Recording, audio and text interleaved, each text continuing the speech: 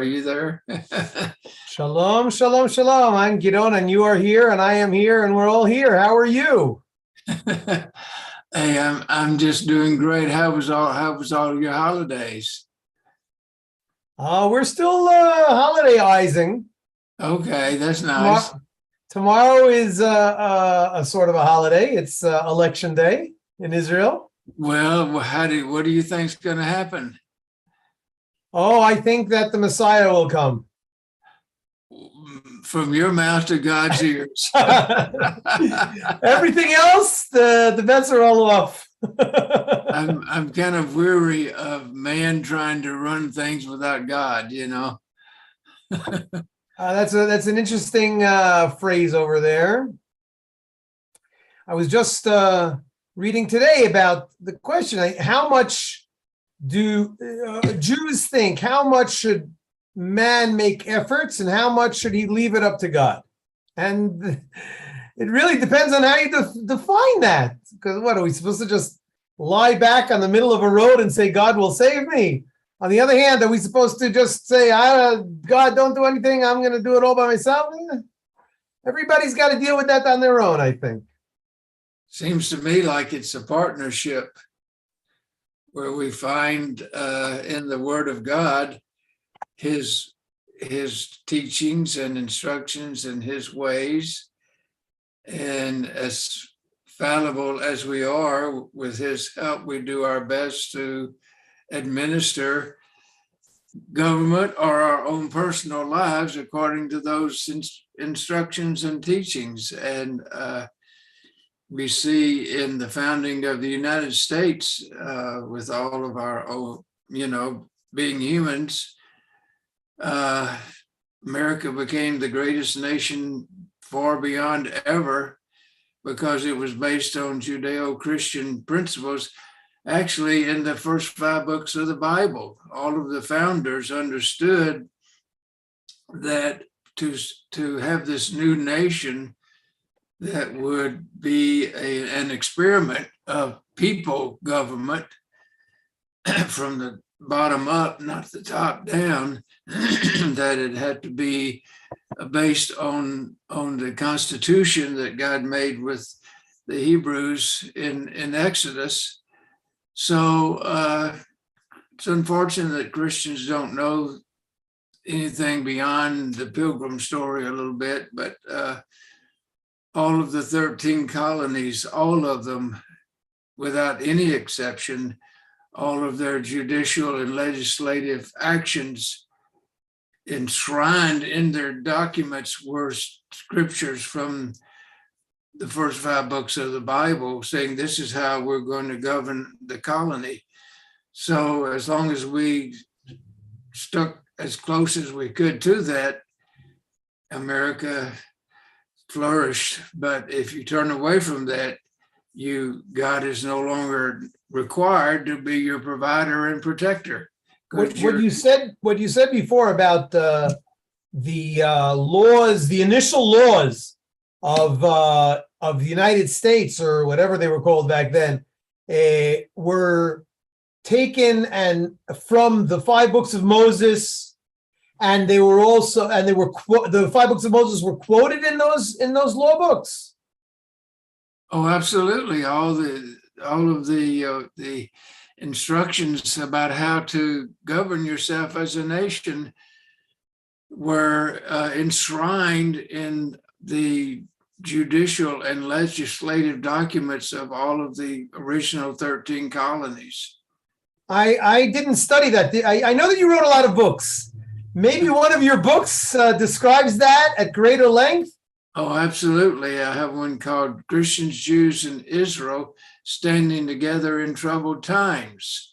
I've got a copy back here somewhere, but I've got a long chapter devoted to that, where I'm quoting. Let me see if I could. Let me turn my back on you a moment. Yeah, please do. I'd like to just take a peek at that.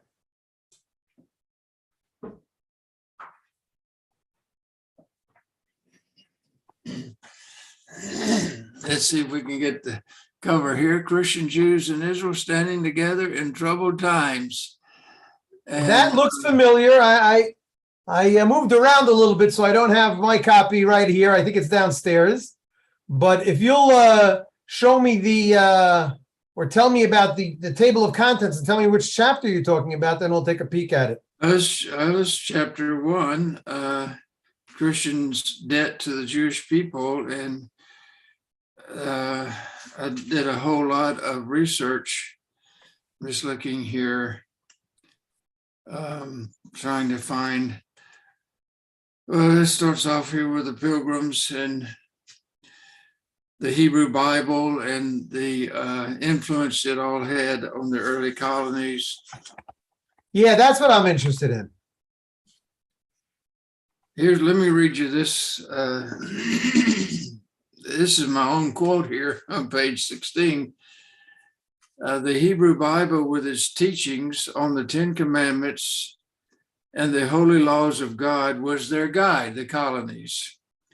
The Torah instructions on justice, morality, and ethics was the foundation of the judicial and legislative enactments of the Massachusetts Bay Colony. These moral laws of God would be enshrined as the legal code of the new nation. Wow, I get emotional reading these things. And I've got page after page after page. I'm interested. Are they footnoted? It's all referenced. Yeah. Mm-hmm. That's what I'd like to say. Okay, I'll look that up. Definitely. Thank you. Yeah, this was an amazing study.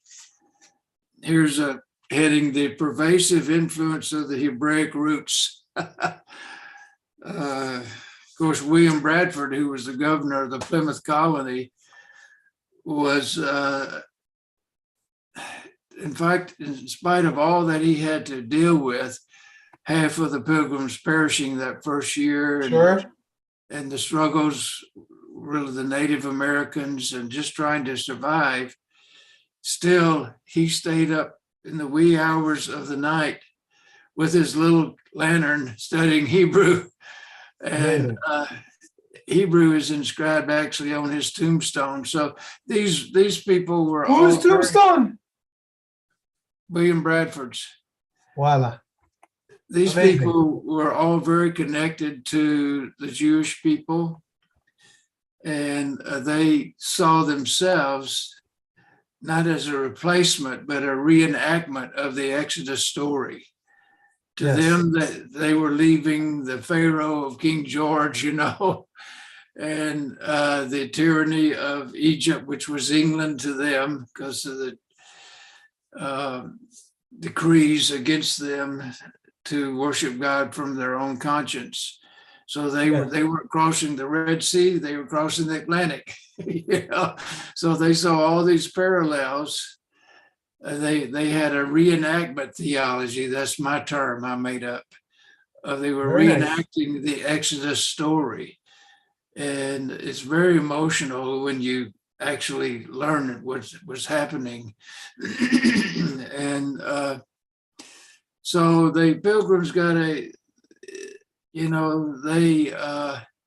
didn't have any slaves. They didn't have a Quran. They had one book, the Bible, which was their guide. And if you ever get the Pilgrims, right? The Puritans were different from the Pilgrims. They came slightly later, but they had the same concept. The Pilgrims were separatists. The Puritans thought they could purify the Church of England. So they were a little different, but all of them believed in the Bible. Of course, they were infallible human beings in applying it. They made mistakes, but the Pilgrims had you hear all kind of things that are untrue in those who would want to change our history. But the Pilgrims had a 50-year treaty with the Native Americans of peace. 50 years. How many have that. 50 years they lived in peace. Of course, they had their issues, but they worked them out. They lived in peace for 50 years. And it was only the next generations that weren't as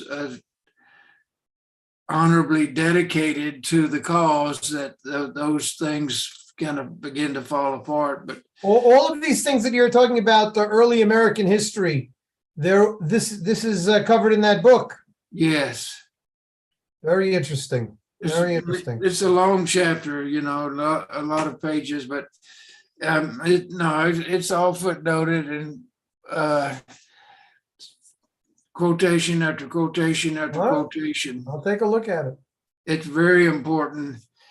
Then you see the title, Christian Jews in Israel Standing Together in Troubled Times.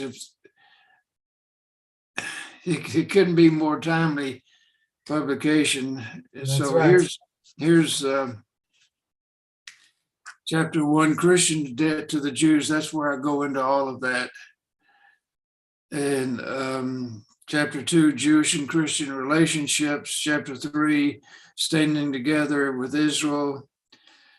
I've got a couple of pages, 10 influential Christian Zionists who predate Herzl.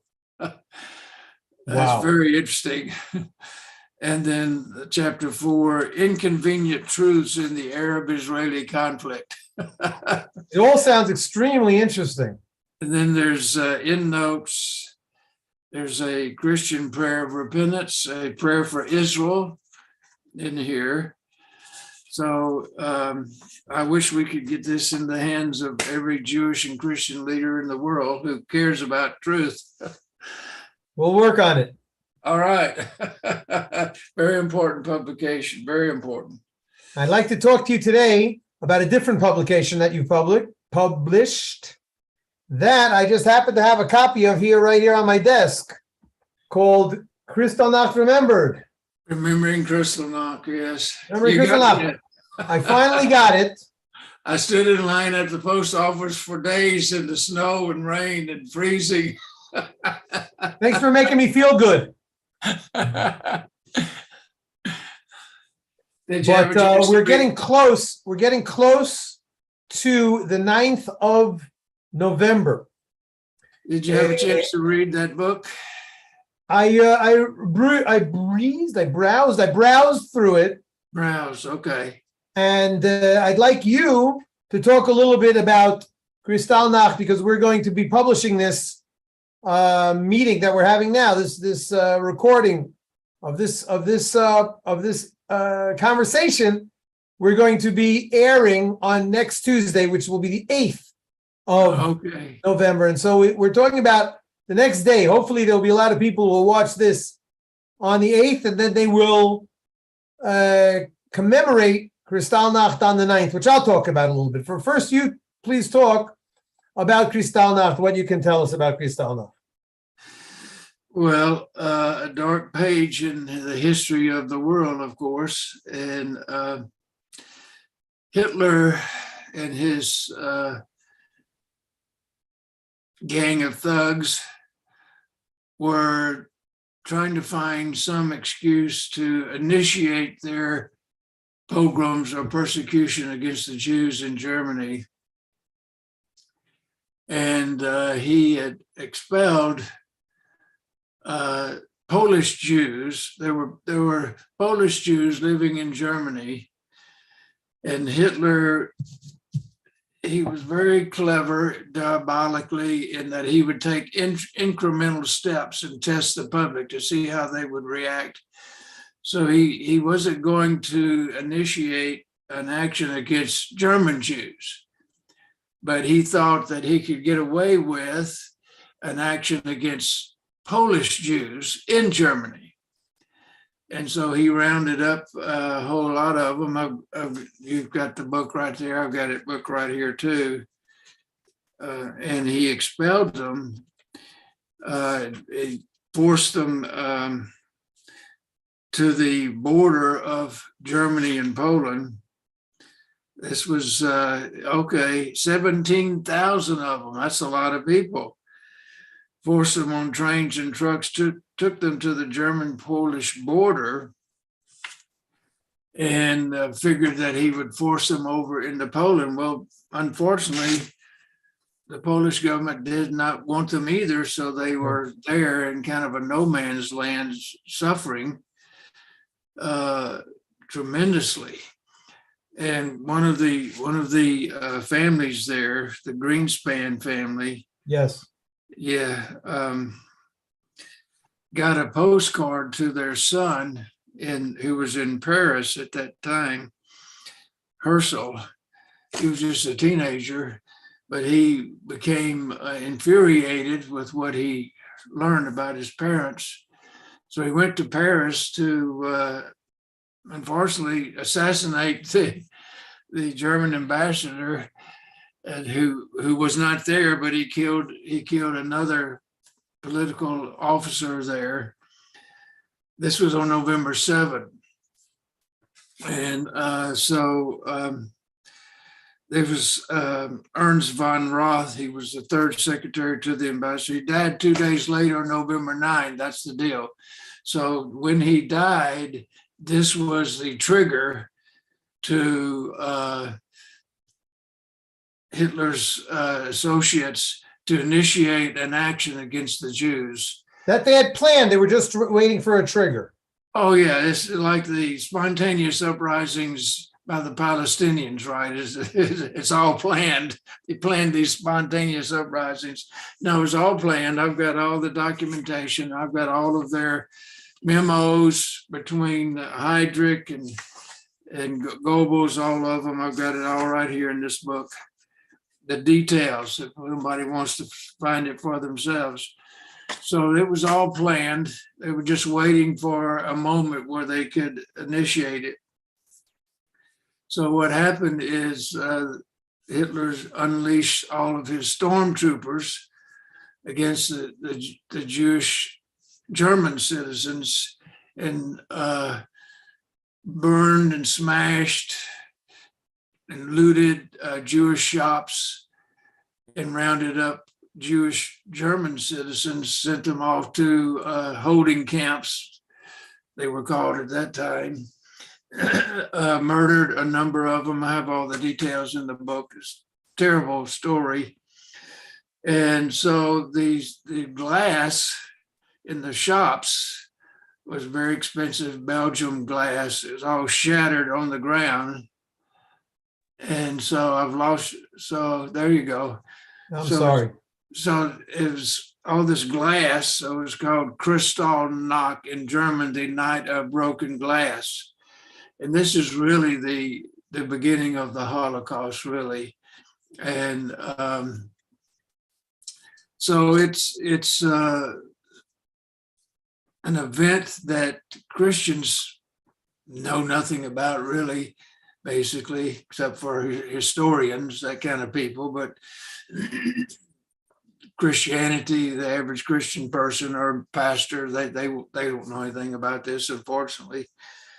And in the Jewish world, it's kind of been smothered over by other things that they memorialize. So when we started our Institute for Brave Christian Studies in 1997, 25 years ago now, one of the things that came to my mind is, what can we do that Christians and Jews can both work together with and agree with and have in common, that could be a blessing to the Jewish people while educating the Christian people.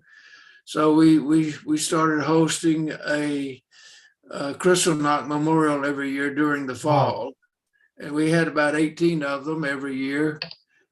And we had survivors come and tell their stories. And it was a major event every year in Houston. And the Christians had never heard a survivor before. Wow, every time. And the survivor had never been in a Christian church before, so it was kind of a challenge for everyone, you know. Yep. So what the Christians said is that we've heard about the Holocaust, we've seen movies, we've read books, but you gave us a human face. Right. So when you have a human being, it's no longer just a theoretical thing you read about that happened sometime in history. It's now personal. And our survivors were so surprised, I'm sure, to find this groundswell of love from the Christian people who were there for them. It made a huge difference in everyone's life. So it's hard to talk about without being emotional, because Peg and I relive all this as we talk about it. Of course. So we were blessed to have Jewish leaders in the city and Christian leaders come and light the candles together and say the prayers of never again together, that kind of thing. Yes. It made a huge difference in people's lives. So we're grateful. You say that you started this about 25 years ago and it ran for 18 years. The Kristallnacht had every year for 18 years, and survivors, and once or twice it was someone who had a role in somehow in the Holocaust or post-Holocaust. Wow. Not a survivor, but most of the time it was a survivor. And the stories they told were so amazing. So we would encourage everyone to can listen to the broadcast, if they can get that book, Remembering Kristallnacht, or go research it for yourself, whatever.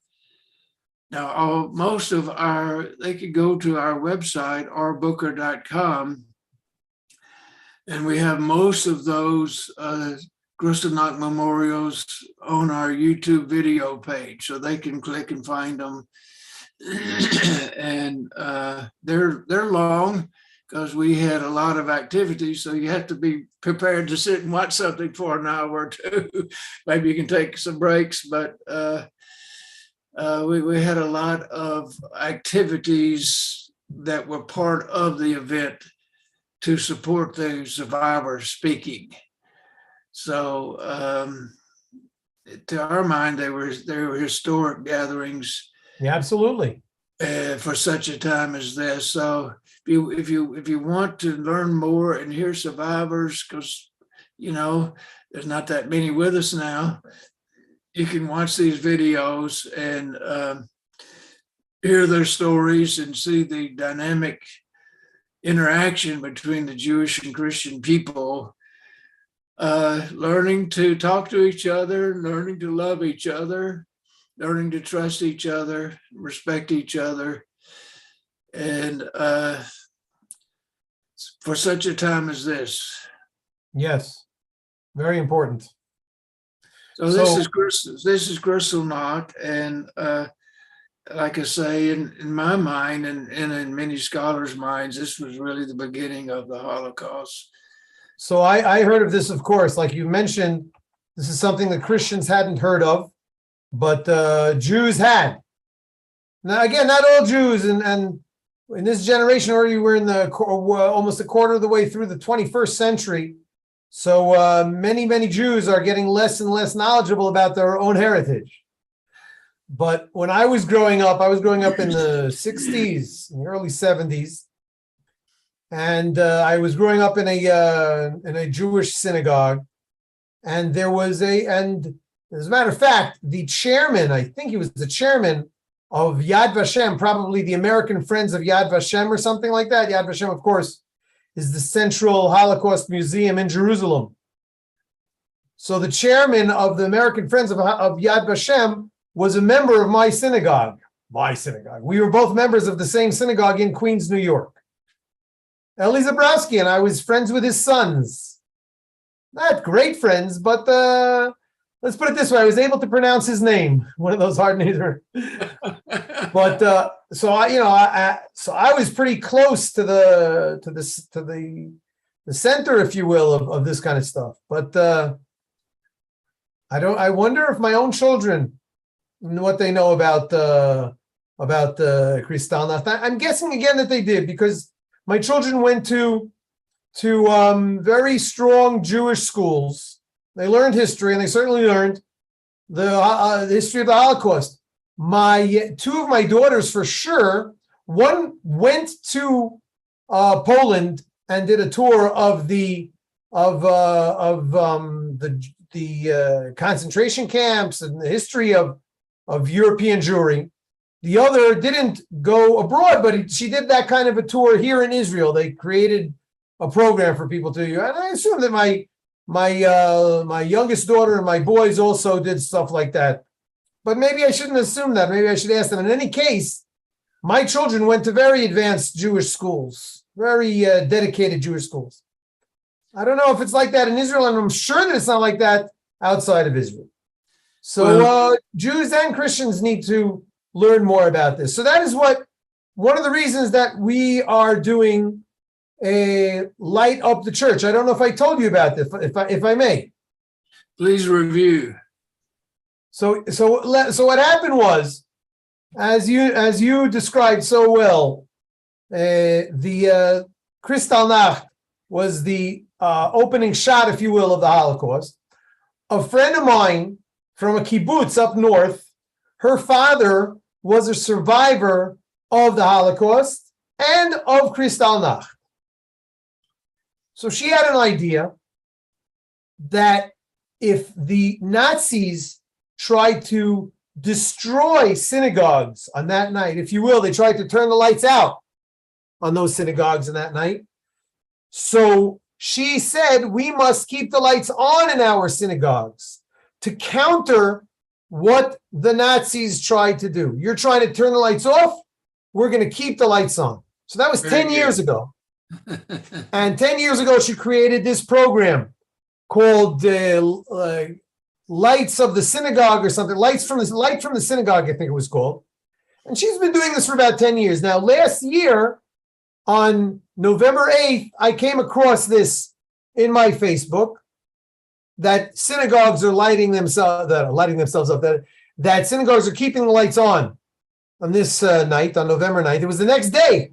So I quickly ran to my friend, and I have a small community, said, we got to leave the synagogue lights on tomorrow. He said, yeah, why? It's because of Kristallnacht, it's tomorrow night. I said, really? Wow. Great idea. And so he went and he turned on the lights. He didn't have to call a board meeting for it. He just kept the lights on, no big deal. And then we took a picture of the synagogue and we put it up on the website.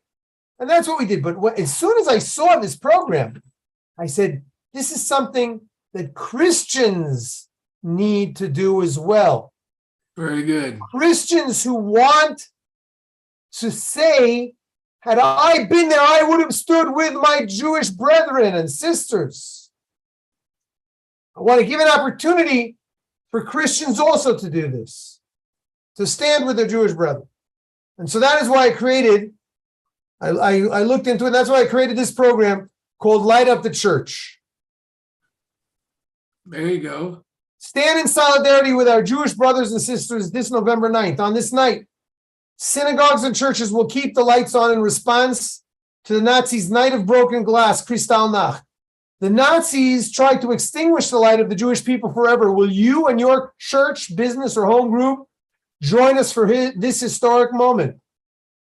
So you just put your name and your email in, and you stand, I stand with the Jewish people. That's lightupthechurch.org. So we're going to be broadcasting this program the night before. It'll be a little bit late for November 9th, 2022, but stand up and we'll change the wording over here as necessary all throughout 2022. And 2023, we're going to be signing people up to this form. And then towards November 9th, 2023, we will have many hundreds, I'm sure, churches keeping their lights on that night. It's an educational issue. So I would encourage that, people need to be educated about it. That's why we had the Kristallnacht memorials all those years. But so that's what we did. We had Jewish and Christian leaders light the candles together. We had, I think, 6 candles for the 6 million Jewish people. and 5 candles for approximately 5 million non-Jews who perished in the Holocaust. Wow. And then we had the central unity candle, which of course I lit with one of the Jewish founders who was there, so very, very important that we have these visual demonstrations of what we feel in our hearts. It's very important. So I encourage you to take that on with great zeal and vigor. Thank you very, very much, Dr. Booker. That's what we're doing. I've been dedicating my life and my working hours and more to this program, lightupthechurch.org. And let us hope and pray that this will be a wake-up call for Jews and Christians to remember the Holocaust and to work that it will never happen again and to build bridges between us. It's a wonderful program and worthy of everyone's support. Thank you very, very much. Okay, we've run a little long today, and I'm looking forward. I do believe we will meet next week. Let me take a quick peek at my calendar. 1 second. Next week on Monday. Yeah, I've got it all set up. Ezrat Hashem, sir. Next week. That'd be good. All right. Shalom. From Texas. Bye-bye.